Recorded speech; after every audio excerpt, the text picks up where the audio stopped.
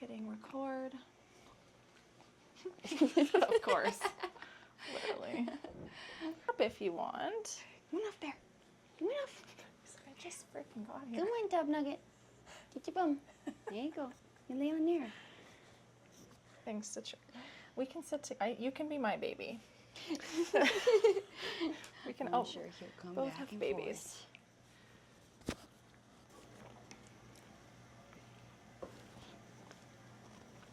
So, hi everyone, welcome to another episode of Feminine Frequencies podcast. I am so divinely humbled to be sitting next to Leanne, and we will be telling her endometriosis and fertility story. It really is a beautiful story, so let's dive right into it. So hi. How are you? Good. Yes. And this is Miss Piper. yeah, beautiful. This is the story of getting to her. Mm. Here, you can have this. Yes, there you go. Yes. I've told my story many times, but never in a way like this. Yeah. Yes. So let's maybe just start from the beginning. Yeah. Yeah, kind of get into it. So, got my first period when I was 11. It was brutal right from the start. And something was always, my mom knew something was wrong. And so she really fought for me to get a diagnosis. And she actually booked an appointment. Nobody would see me because I was just a dramatic girl with a period. And so she actually booked an appointment with her gynecologist and took me and brought me in. She's like, actually, this is for my daughter. Mm-hmm. Nobody will listen. Something's wrong. And so started on the journey of that. And then I was diagnosed with endo when I was 16. And then just struggled for years, and they just tried every medication that there was, and they just threw pharmaceuticals at it. Can I ask you, in that time frame, how did you feel? What was going on in your mind? Were you confused as like a young teenager? Did you know? Were you like optimistic about, finding whatever, a cure, like however it's supposed to be said? Were you pessimistic? What was going through your mind and your body? Looking back, it was chaos. And I think like when I was going through it, it's just, what's the difference between going through that and, the regular teenage girl stuff, and like I had no idea what was going on. I didn't know what I thought. I didn't know what I felt.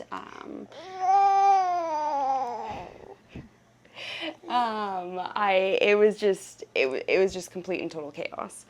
I was not in a good place at all. My teenage years were definitely rough. I didn't have any, remember when I was diagnosed, going and saying to my mom, I'm not going to be able to have kids, am I? Did some reading on endo, and that was one of the things that they said was, infertility. And so at 16, I remember going, I'm not going to be able to have kids. So at 16, you walked up to your mom, and you had that realization of like, I'm not going to be able to have kids. Yeah. Yeah. And how did she react to that? I don't remember exactly what she said.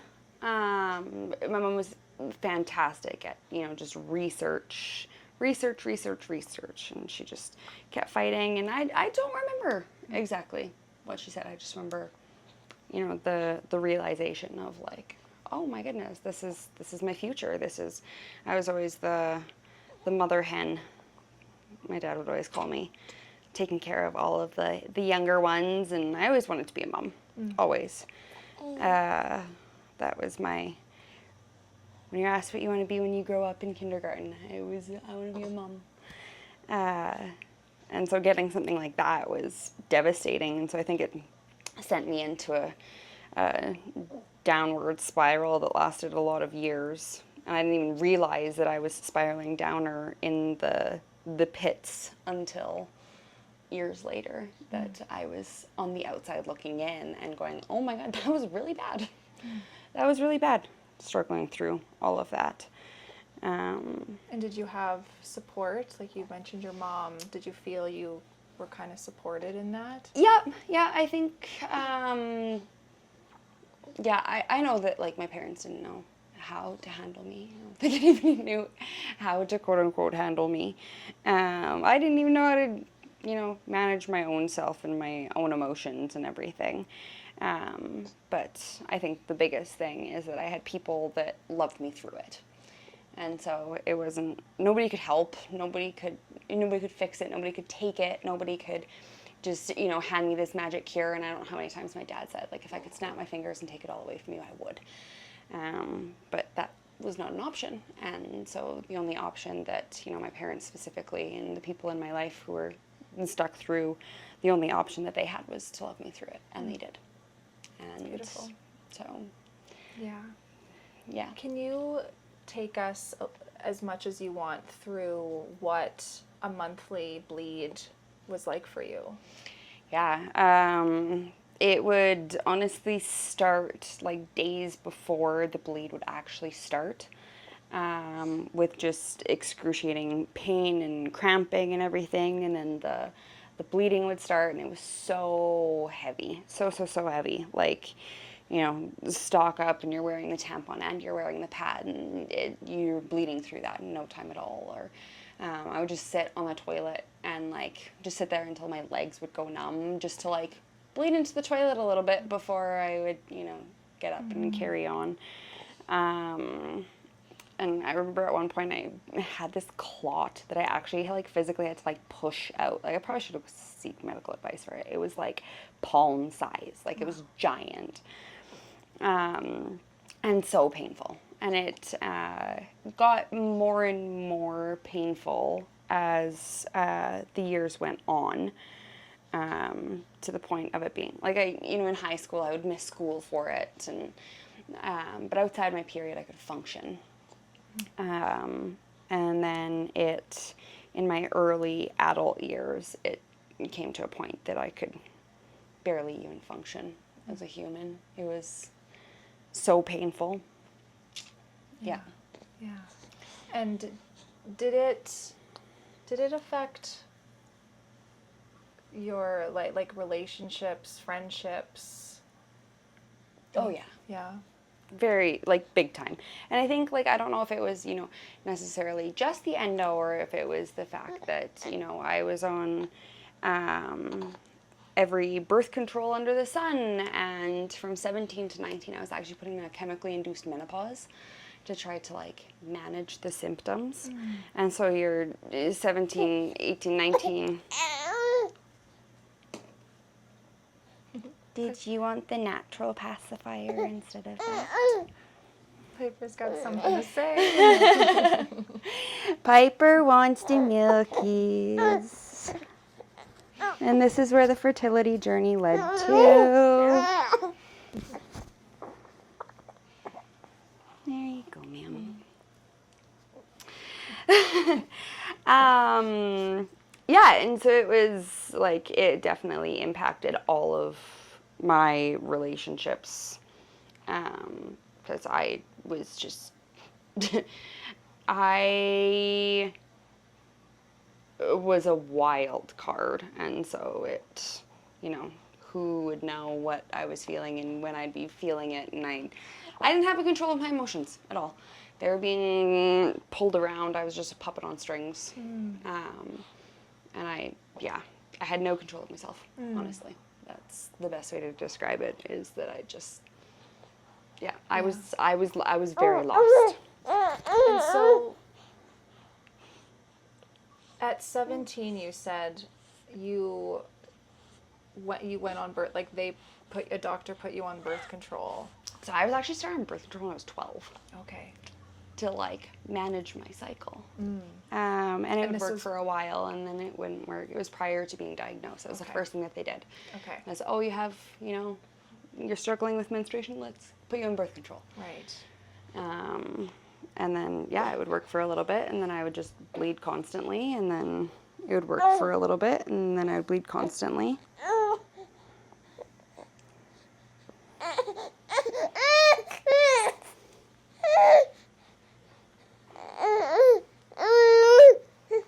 You want the other side instead? Quick pause. Pause. So, yeah, going back to, so you were on the pill at 12 and before you were diagnosed, and they thought, you know, I feel how Western medicine is. Oh, let's just throw you the pill and mask all the symptoms and forget about it. Yeah. And then, did you stay on the pill that whole time? Yeah, I actually came off of all like birth control when I was 21. And at that point, when you came off birth control, what was happening in your life in terms of, you know, your endo and so maybe we need the story. Yes, it's the in-between. Yeah, the in-between. Yeah, so my first laparoscopy was at 16. So this is the thing with endo, is that literally the only way to diagnose it is through surgery. It won't show up on an MRI, a CAT scan, and a CT scan, and ultrasound, nothing. It presents in so many different ways too. It can be like black and necrotic looking, but it can also look like perfectly healthy tissue. Like if you don't know what you're looking for, you can miss it easily, like through this laparoscopy. So yeah, diagnosed at 16, first laparoscopy then. Pills. I got married when I was 21.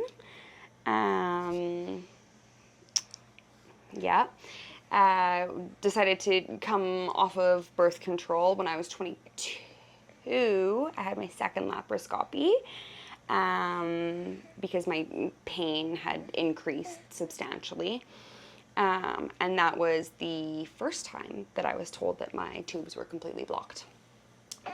Was at 22. And yeah, endometriosis had progressed, did what they could, tubes are completely blocked. I'll sign the papers for IVF for you. And then when I was 23, I found a specialist, and she went in and she was able to actually completely unblock my tubes and remove all of the endo that was there. And that was the first time that in a long time that I didn't feel like constant pain.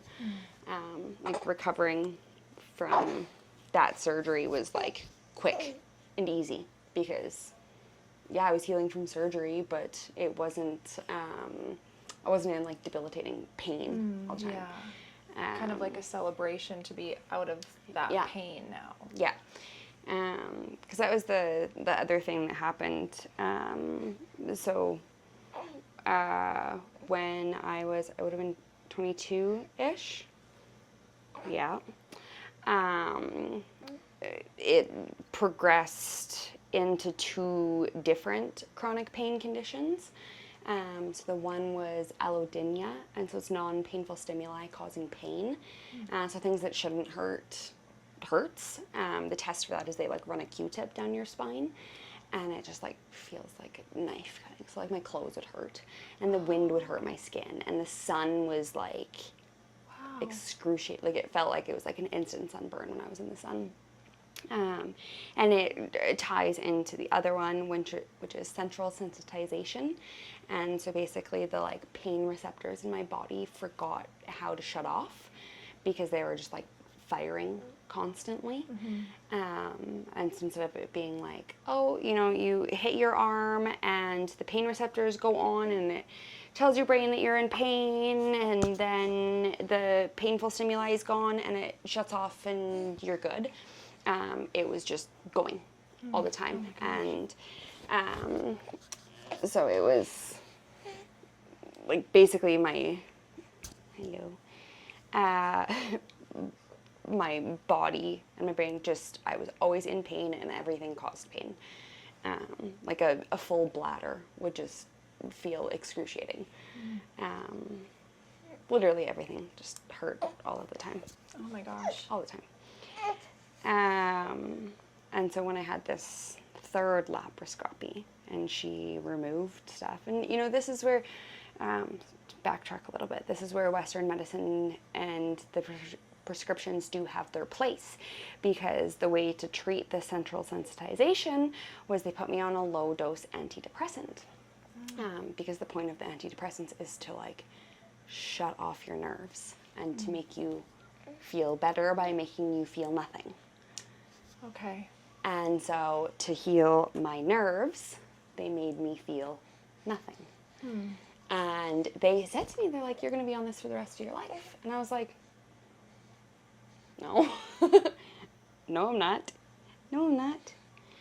And so I think it was after about 6 months that I like weaned myself off of it, and it was good. It was like, what do you mean I need to be on this for the rest of my life? Like, Wow. but if it worked, then Yeah. why would I continue taking it? So you had that instinct of, or that intuition of like, I think I'm done with that. Yeah. I think that was the first time that I was like, because, you know, being raised and I was always the sick kid. I had the ear infections. I had I was always the sick kid. And so I definitely, you know, grew up like, trust the medical system, follow the medical system, the doctor knows best, and I think it was around that time that I was like, do they?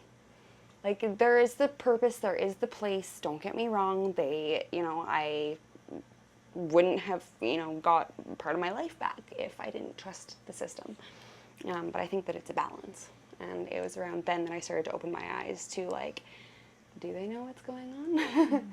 Do they actually know how to heal me? And so then I really dove deep at that point, when she, you know, removed everything and I wasn't in excruciating pain. Then it was like I was able to focus more on myself and my health, and you're supposed to be sleeping. She's wide awake. She's wide awake. Like she wants to hear the story. Yeah. Can we go back to, you said IVF around when you were 21, 22. Yeah. Back then, did you feel about it how you've always, or how you feel about it now, of like it not being an option, or where were you at? We started the process a couple different times. So at that point we got all of the paperwork signed, and we did all of the tests, and we started the whole process, and it was pay your deposit and you're going. And something stopped us then. I don't know if it's, you know, just doing IVF when you're 22, 23 years old. That's a lot. Newlyweds, and it's expensive. So I don't know if it, you know, looking back, I think that there was probably more to it than I realized at the time. I think at the time it was all of the things telling me not to do it. And now it's, you know, later on it was like, you know, the things. Yeah.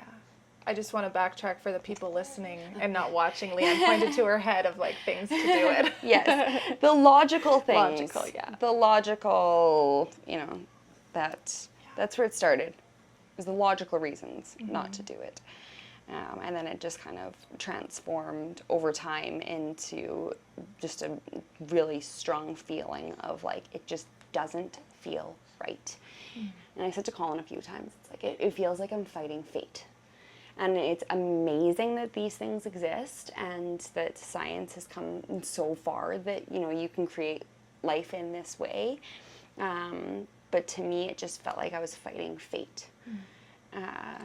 to, take the scientific route for it. And somebody say, oh, well, it's not fighting fate because you're born in the time where it's possible, so it's not fighting fate. And it's like, yeah, it is. If I'm not meant to have a child, naturally conceive a child, then that's my fate, as confusing as it is. I'm remembering and looking at my notes from our other conversation.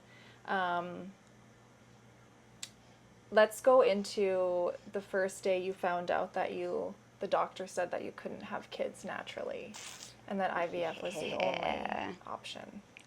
So that was my most recent laparoscopy, and so I was like pain-free, symptom-free, like normal every 28 days to the day, menstrual cycle. Like I was in such a good place. Did a lot of healing. I think we had talked about it before, where it was like in between my third and fourth laparoscopy, I was checking all of the boxes. I was, eating the perfect diet. I was doing the exercises. I was checking all of the boxes of optimal health. And then it was around ovulation that I was just getting pain. And so I went to the doctor, and she discovered I had an endometrioma. And so it's a blood and tissue filled cyst. And so she could remove it, and I was like, that would be great because this really hurts. And so she went in to do the laparoscopy, and in my mind I was like, she's just removing this and then I'm good.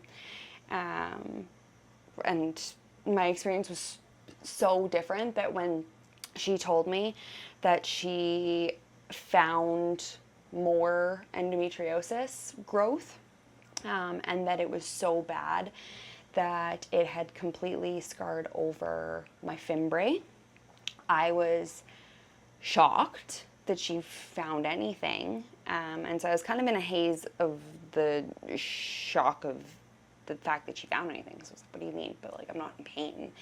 And then she explained that those fimbriae being scarred over meant that literally our only option was IVF. And so for those people who don't know, so fimbriae are basically like little fingers on the ends of your fallopian tubes that float, quote unquote, over your ovaries. That's Miss Piper. And they again, quote unquote, suck the egg out of your ovary and pass it down your fallopian tube. And my fimbriae were so scarred over that they looked like a clubbed fist. Like it looked like essentially like your hand got cut off at your wrist. Mm. So instead of it being this like beautiful open thing, it was just scarred over and it was a club. She said that there's surgeries that they can do to like open up those fingers and like cauterize them open, but mine were so scarred over that she couldn't even find the fimbriae. So there was basically no hope. And I remember she looked like she wanted to cry when she's telling me about this. And so that was in Lethbridge that I had that appointment. And I remember just kind of choking back tears and going like, okay, yeah, sounds good, thank you. Like, just in complete shock. And so for reference, I'm from Medicine Hat. And so it's a couple hours drive home. And Colin, my husband, didn't even come with me because I thought it was just, oh yeah, she's going to say the surgery went great and we're done. And so he was actually home. And so I did this drive by myself. And that was the hardest drive of my life. Yeah. And yeah, he called me. Yeah, Colin was on the phone with me. What's wrong? What happened? I was like, I can't. I'll talk to you when I get home. And I walked through the front door and I didn't even cry the entire drive home.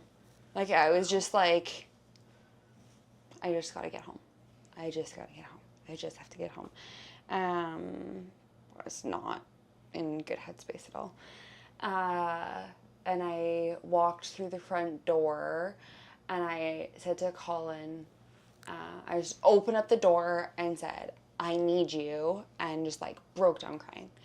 And Colin came over, and he's like, what? And I was like, I can't have kids. And it came out more of like a scream than like words out of my mouth. And then the scream that followed after that, it was like, oh, I can't, like, I don't have words for it. I can still, you know, I can't scream the scream that I screamed that day, because it was just other, like, outside of yourself, Yeah. right? But so in. yeah. Yeah. Yeah, it Right was at the like with infertility, it's, I had at one point written something out, and it's like, you grieve it's a monthly grief of somebody who never existed. And so, this person that I love, they passed away, they died. They're not here. I'm grieving them. I'm looking at all of these memories that I had with them, and I'm grieving this tangible being. And infertility, it's every month of grieving someone that never existed. And someone that could possibly be, but isn't. And so you're just... That's profound. You're just lost. And you're feeling this immense grief and this sadness, and then you see the pregnancy announcement, and then you see your friend has a baby, and it's so complicated. And this, there had always been the talk of, we tried for 6 years, we've been trying for a long time, and so it's always the little bit of, like, infertility was always a whisper, and this was just the, like, just solid blockade that I hit, and it just became so real in this moment of, like, I can't have kids. That's just what it is. This is this, like, death sentence that I just got handed. Yeah. I can't have kids. And what happened after that? So then that day I just, went to sleep, and, yeah. I think that I went into, like, a cloud of, like, numb, and then I think it was a week, maybe 2 later, I actually went to a yin yoga class, and it was all hip openers, and so you store your emotions in your hips, and so get through this whole thing, and we're all going around and sharing what we learned, or, what we experienced, and did that at the end of the class, and it was like, I'm gonna pass, because, like, I'm trying to, like, hold it together right now, because I am, like, crumbling inside, because this just got so much stirring up, that, like, I need to get out of here right now. And so I left, and I got in my truck, and I drove out to a little lookout on the edge of town, and I just broke down. I sat in my truck in complete silence, and I just absolutely broke down. And I cried for hours, and just let it all go. And I, just sent Colin my location at one point, and he came and drove out, and then just sat with me, and we just cried. Yeah. And, like, I cried oceans of tears that day.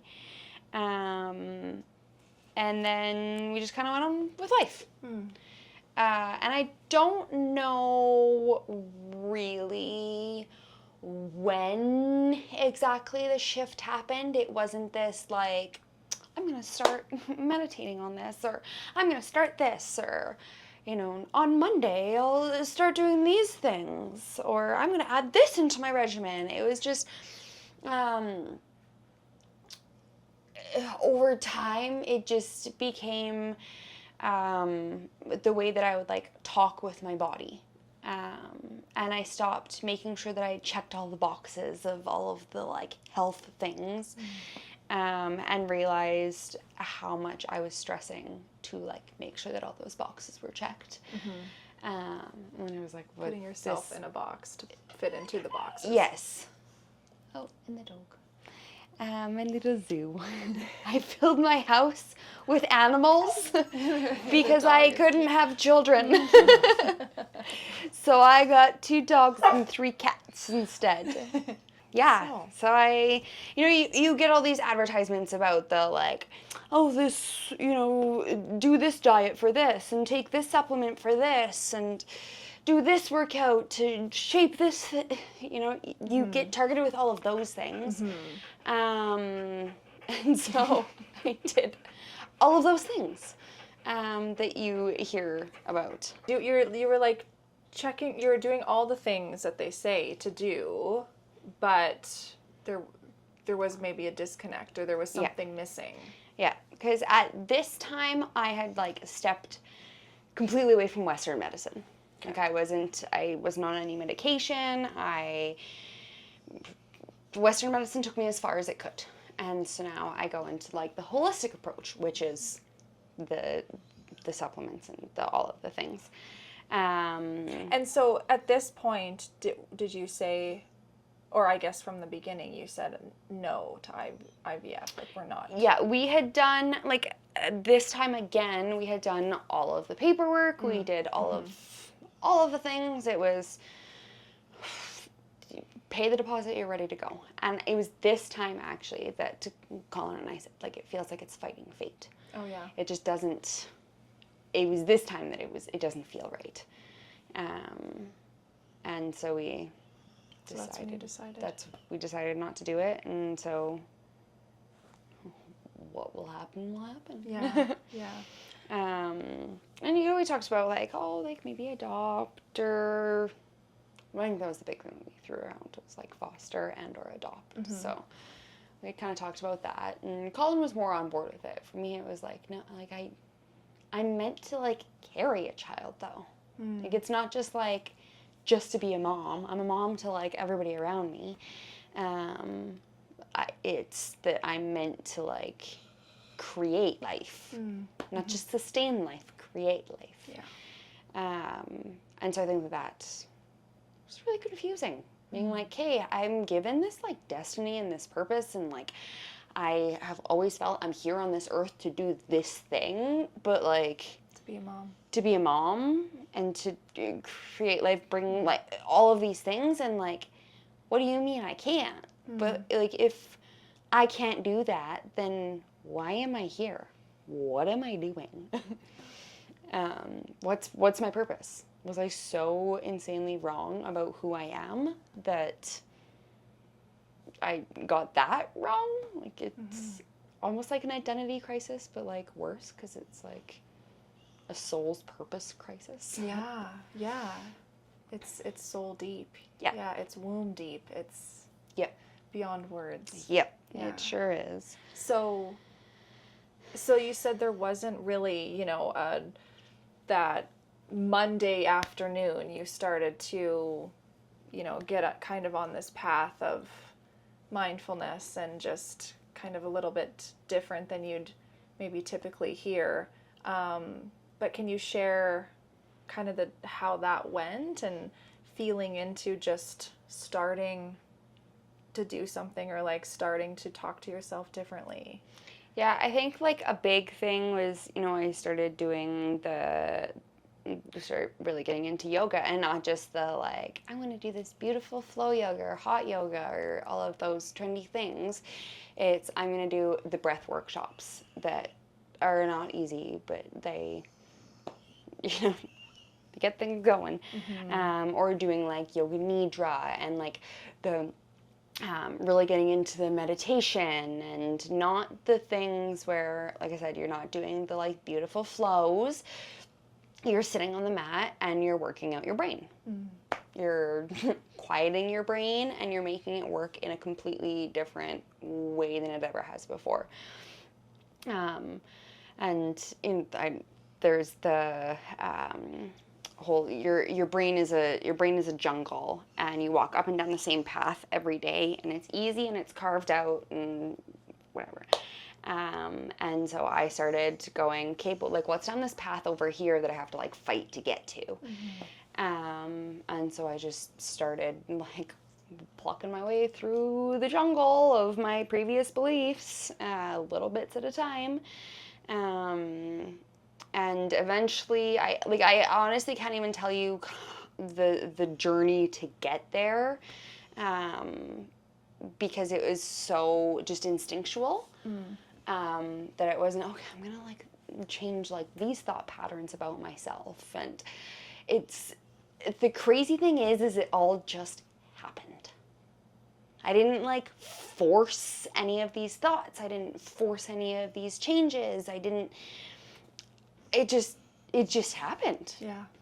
And looking back, it's like, I wish that I could say like, okay, for everybody out there who's struggling, anybody that resonates with this is the step-by-step thing to do. Right. It's not. It just happened. Yeah.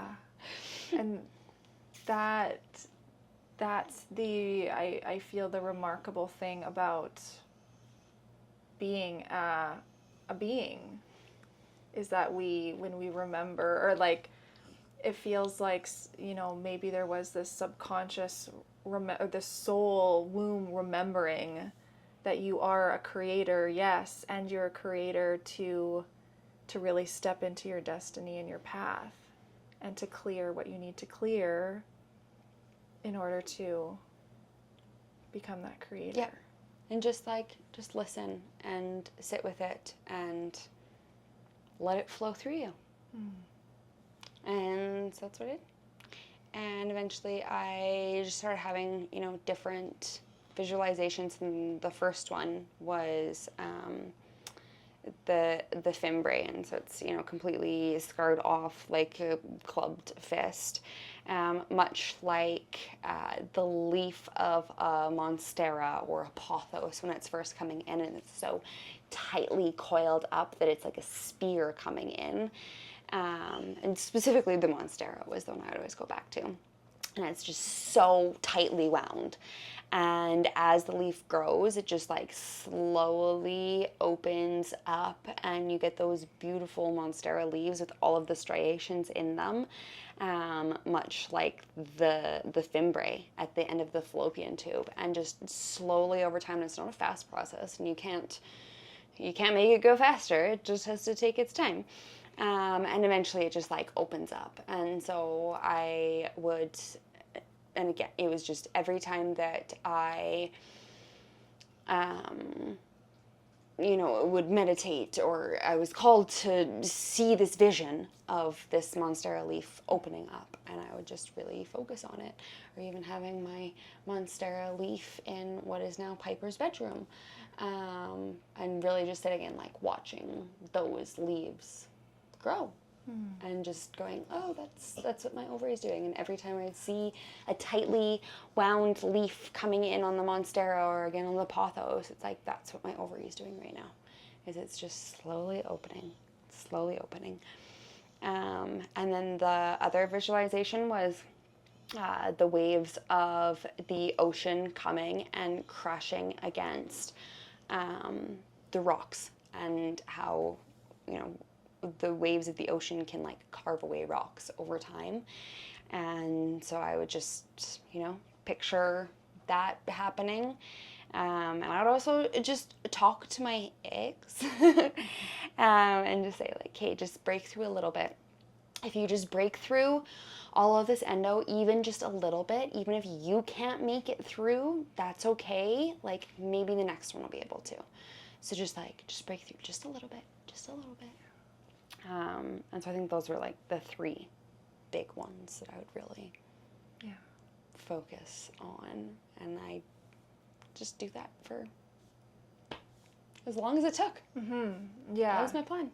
I think that's beautiful too, is to lean into that surrender piece of like, I'm not gonna put myself into another box and have a timeline and expect my body to just morph into like my brain's idea of what I think is the right timing. Yeah, and it's not like, okay, but I did the things, so now, like, where's my reward?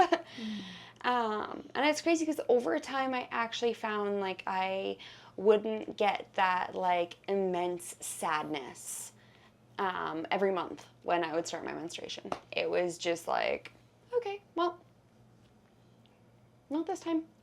Or, you know, I wouldn't feel extremely sad every month. There was still, you know, that little bit where it's like, oh, okay. Yeah. My heart sinks a little bit. But I just, you know, really tried to, like, be in touch with my menstruation and let it be, like, what it's meant to be, which is, like, a cleansing and a healing and a shedding of the old and a refreshing of the new. And I just really, you know, focused on that part of that. And so healing that side of things too. Yeah, so it sounds like in this process naturally came a beautiful relationship with your bleed. Yeah.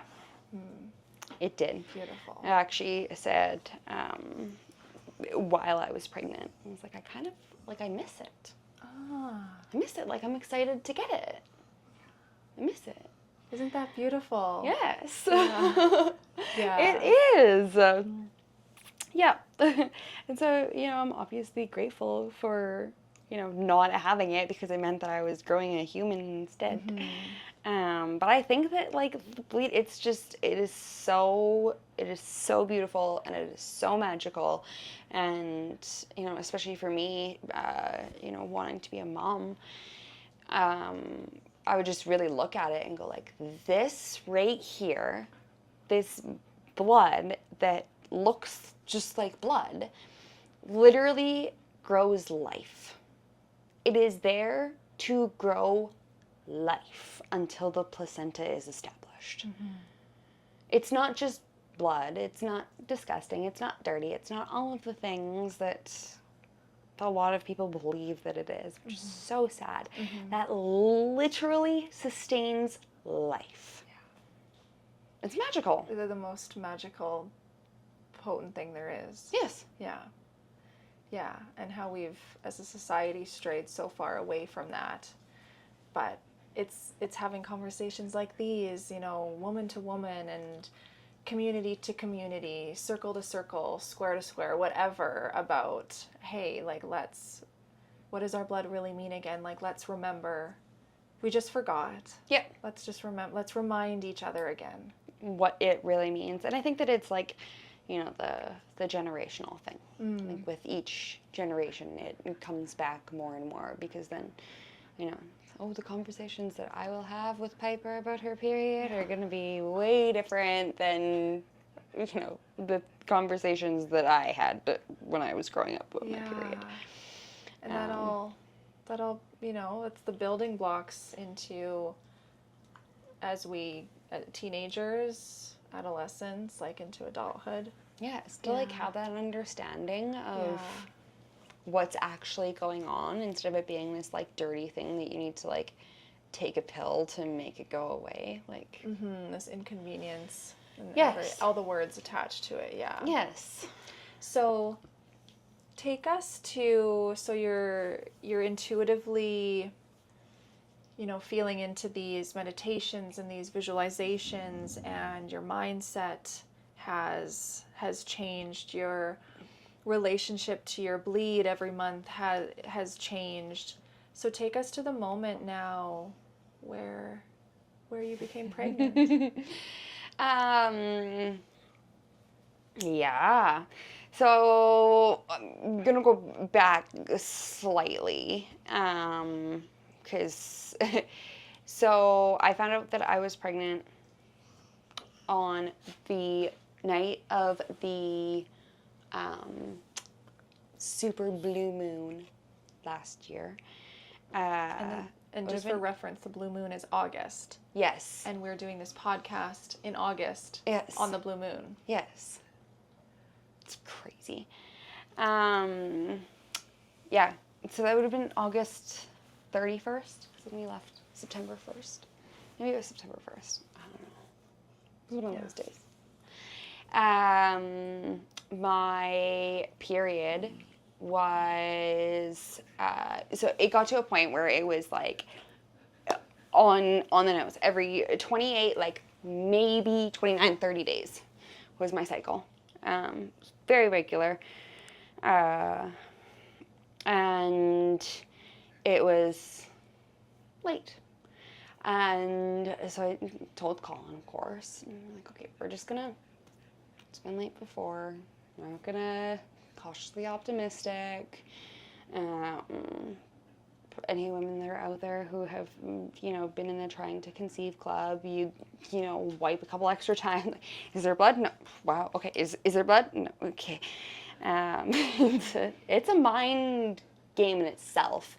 And I really kept, you know, for those days, really kept telling myself, like, keep your mind under wraps. Because if you start spiraling, or if you start getting into your head about, you know, the potential of this not being a potential, then the dog is growling. The dog's growling at the cat because the cat's touching her toes. Oh my.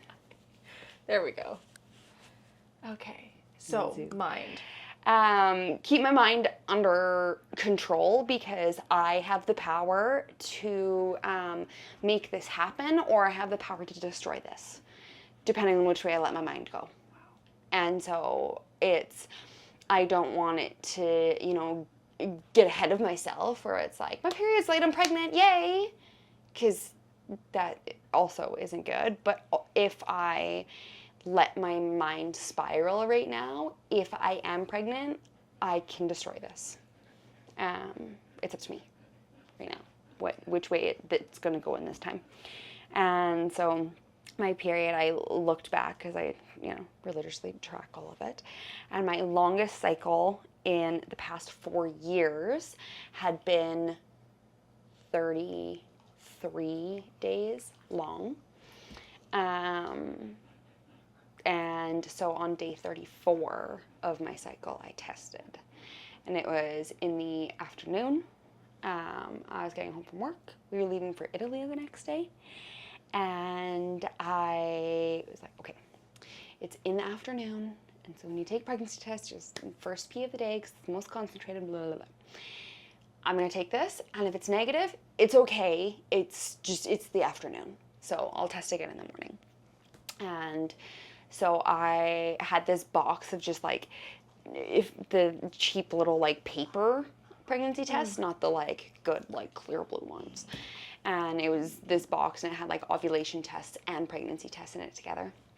And so I dipped the first one, and, you know, sitting there, and I'm waiting, and like all of a sudden there's 2 pink lines. And it was just like, holy shit, okay, like, what? And so I like dumped the box out on the bathroom floor, still sitting on the toilet, dumped the box out on the bathroom floor, and started frantically searching and trying to find all of the pregnancy tests. And I just kept ripping them open. I think there was 10 in there, and I ripped open every single last one and just started dipping them one after another, and just sitting there and looking at them all lined up on the counter, and they're just like instantly positive. And I looked at myself in the mirror, and the funniest thought, it was like, I wish I was like dressed cuter right now for this moment. I had like week old greasy hair that was covered up with a hat, and now here I am sitting in my mom clothes. Not a care in the world. But I actually looked in the mirror and was like, I wish I had a cuter outfit on to remember this.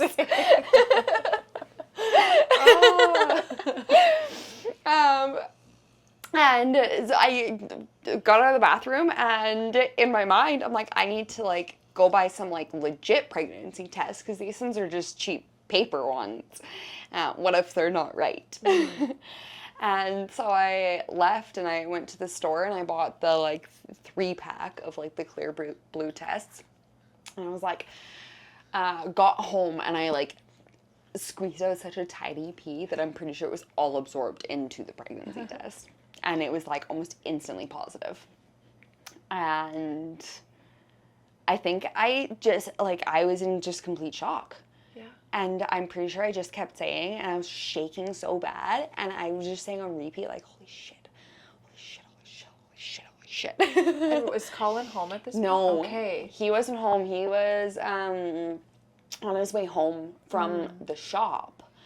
And I called him, and I was like, hey, when are you going to be home? He's like, oh, I just stopped for a snack. I'll be home soon. I'm like, okay. Yeah, right. Holding on to tell him in person. How was that snack? Are you sure you needed that? We have snacks at home. Yeah. And I just went and sat on the front step, just like waiting, and I had the test shoved up my sleeve so he couldn't see it, and I'm just sitting there waiting, like, and he pulled in the driveway, and I just like ran to the driver's side of his truck, and he wasn't even out yet. Opened the door, and I handed him the test, and he just looked at me, and I think he said, like, no. But, you know, in the, like, not like just no. Like, yeah. What? In total disbelief. Yeah. And then we cried. Oh. Actually, I didn't cry. He cried. Aww, sweet. And I actually never cried, like, the tears of joy, which was interesting. But I just remember saying, like, I just want to, like, remember how much my cheeks hurt from how bad I'm smiling. I cried so many tears over this. Like, I just want my cheeks to hurt. Yeah. Because I'm smiling so much. Yeah. So how would you describe how you felt in those moments? It was so surreal. So surreal. It was joy. It was fear too. Of like, is this real? And like, it didn't actually, I don't know if it ever like 100% felt real. Like, it still feels so surreal that she's like an actual human being. I remember like the first ultrasound that we had, and this was at like 12 weeks, I think, somewhere around there. And they put the Doppler on, and it was just like, boom, she's there on the screen. And I just remember being so caught off guard, like, oh, like there's actually a baby. Actually a baby. Yeah. Got it. Okay. Yeah, but I don't think I ever had that moment where it just like actually like sunk in. Yeah. It still, like I said, feels so surreal. Yeah. But it was just complete like bliss and joy, and rightness. it was just right. Yeah. It was just, I really think that I, you know, never had that moment of like the, you know, life-changing like shock that comes with finding out that you're pregnant, because it was just like, this is the way that it was always meant to be. Right. Okay, cool. Now we're on the right track. Yeah. We've been veering off of course for a while, and so like, yeah. whew, that took a little bit to get back to the right track, but now we're there. Cool. This is good. It just how you're describing it, yeah, it feels really just like this deep soul knowing, where it's like, yeah, I know, you know, deep in a way. Yeah. That's amazing. And a lot of like peace with it. Like, you know, and it's not like a peace that I've ever felt before. It's, you know, it's not the like peace of mind. It's not the, you know, serenity that you feel after a blissful meditation or whatever. It's just like my soul just, it belongs. It belongs now. It was just chaotic, and it was crazy, and it was messy, and it didn't know where to go, and it was this like little twister twisting around like, what am I doing? Yeah. What am I doing? Why am I here? And then I found out about her, and it was just like, okay, this is what I'm doing. I'm remembering our conversation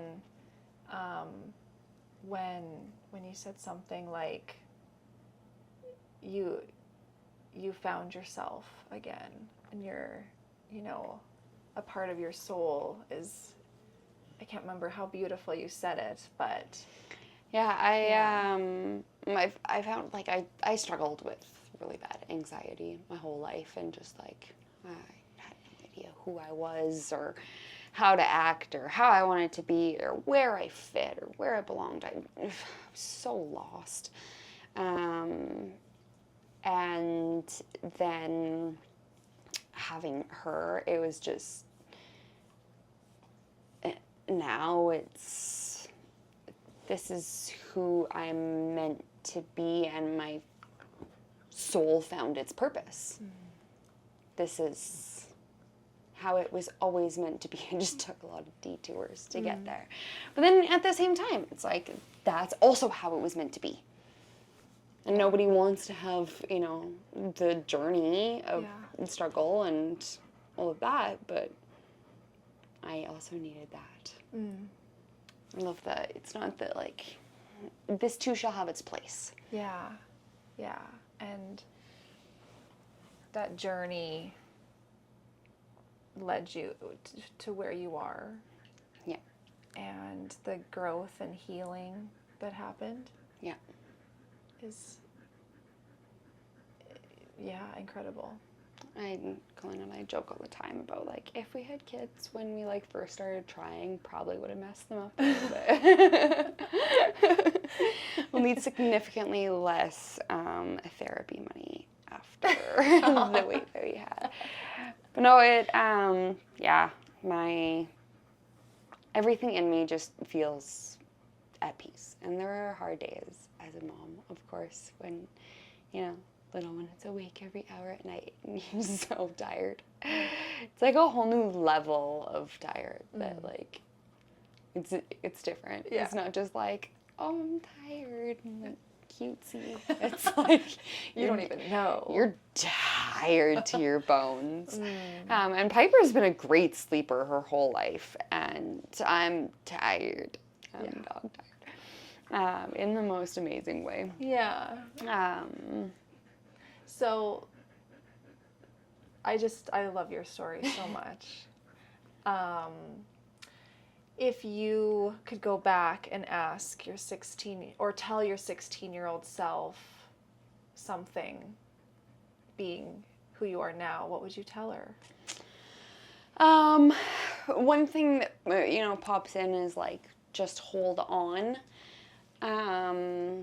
I think that's the message of hope. And I think more than anything,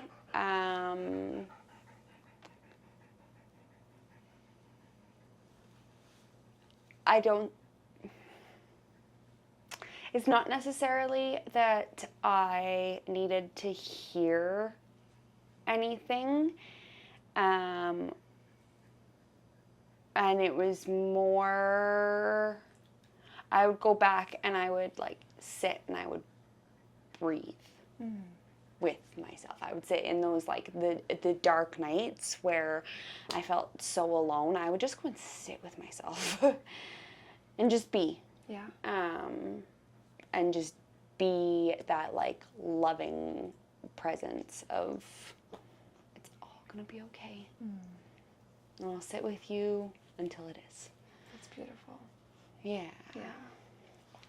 And to anyone on a similar journey, or maybe something from this podcast has resonated with them, what would you like to say to them? I love my dog's just licking I my know. leg right now. Is Kelsey a good snack? Yeah. Get your mind right first, because it doesn't matter if you are, you know, trying to make a baby with your mind, or if you're wanting to follow Western medicine. To each their own. And you know, the fact that IVF didn't resonate with me and I didn't go down that route doesn't mean that there's anything wrong with it. Me saying that it is fighting fate was how I felt about it. I know a lot of amazing women who have incredible IVF babies, and you do you. Just make sure to get your mind right first. Because, like I said, you have the power to create life, and you have the power to metaphorically end life with your mind. Yeah. And so, get that right first. Beautiful. Tina. Well, lay down. we had Piper, and now we have the animals, and look at like all the beautiful space holders that we had throughout this conversation is just so precious. And so I want to thank them. I want to thank Piper and your fur babies for just being the space holders for us during this conversation. And thank you, Leanne, for sharing your beautiful story. And I'm hoping that anyone who's watching or listening really finds some solace or some peace, or what they need to find within this podcast and within Leanne's story. I like to say, us women, we're not alone.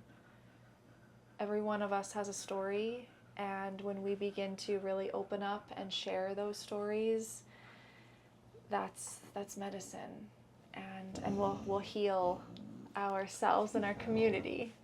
The dog is growling. Right on cue. Right on cue. With some lightness in the room. So thank you so much, Leanne. Thank I love you. you. I love you. Yeah. Thank you for creating the medium for women's stories to be told. I think it's important, especially the stories of struggle and how they become light, how they can become light. Yeah. And so I guess to wrap up, me and Leanne did an empowerment film about her story. Leanne told me her story, and I channeled a piece of writing to go along with it, and then I sent it to Leanne to just proofread and kind of, give me the okay. With her little tweaks, we created a beautiful piece of kind of written poetry to go along with her video for her story. So look for that soon. If you're watching this at a later date, it will be probably linked in the show notes, linked in YouTube, for you to take a look at that. And yeah, so many blessings. Thank you all so much for being here with us, and we'll see you again soon.